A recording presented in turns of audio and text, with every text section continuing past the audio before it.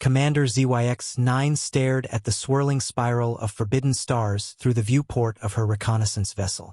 The Milky Way galaxy stretched before them like a cosmic hurricane, its arms spinning lazily through the void.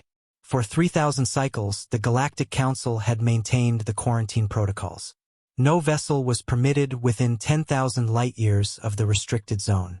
"Sensors are picking up something unusual, Commander," reported her navigation officer, Keth 7. His crystalline fingers danced across the holographic controls, adjusting the long-range scanners. "There's a pattern to the electromagnetic emissions. They're organized." ZYX-9's three eyes narrowed simultaneously. In her 2 centuries of service to the Council, she had never encountered organized signals from a quarantined galaxy. The official record stated that the Milky Way contained only primitive matter, gas clouds, dying stars, and cosmic debris. Nothing that could generate structured transmissions. "Show me," she commanded. The main display flickered to life, revealing wave patterns that pulsed with mathematical precision. The signals originated from multiple points within the galaxy, concentrated in the outer spiral arms. Most intriguingly, they seemed to be directed toward a small, unremarkable star system near the galaxy's edge. "Commander," Keth 7's voice carried a note of wonder. "These aren't natural phenomena. This is communication." The implications crashed through ZYX-9's consciousness like a meteor shower. If intelligent life existed within the Milky Way, the Council's quarantine wasn't just a precautionary measure, it was an active cover-up. But why would the most powerful alliance in the local supercluster want to hide an entire galaxy of civilizations? "Set course for the source of the strongest signal," she ordered, her decision crystallizing like ice in her chest. "Maintain stealth protocols."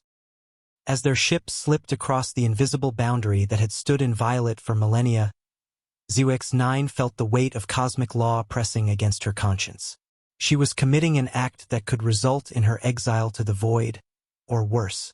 But the mystery of the forbidden galaxy pulled at her with gravitational force. Days passed as they navigated through the outer regions. What they discovered defied everything in the Council archives. The galaxy teemed with life, not just microbial but complex technological civilizations. Massive space stations orbited pulsars harvesting energy. Dyson spheres encompassed entire star systems. Most remarkably, these civilizations seemed to coexist in a delicate balance of cooperation and competition. But it was the third planet of an ordinary yellow star that stopped ZYX-9's breath entirely. "Commander, you need to see this," Keth 7 whispered. The world below was a blue-green marble wrapped in swirling white clouds. Cities of light dotted its surface like scattered jewels. Ships moved through its atmosphere and primitive spacecraft ventured to its moon. But what made ZYX-9's central heart skip was the biological composition of the planet's dominant species. They were carbon-based like her own people, bipedal like the Andromedans. They possessed the same basic neural architecture as dozens of species in the Council Alliance.